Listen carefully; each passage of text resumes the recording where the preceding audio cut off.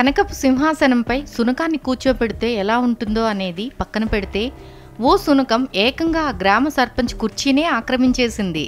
అయ్యయ్యో, నువ్వక్కడ కూర్చోకూడదు, దిగమని ఎంత చెప్పినా ఆ సునకం ఇంచు కూడా కదల్లేదు.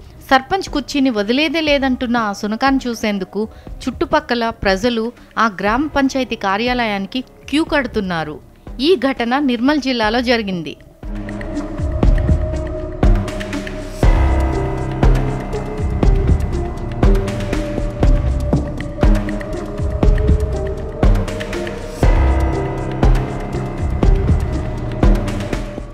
జిల్లాలోని కడెం మండలం ధర్మాజీపేట్ గ్రామ పంచాయతీ కార్యాలయానికి గత ప్రభుత్వ హయాంలో నూతన బిల్డింగ్ మంజూరు కావడంతో పాత కార్యాలయాన్ని కూల్చివేసి కొత్త భవనాన్ని నిర్మించేందుకు సిద్ధమయ్యారు.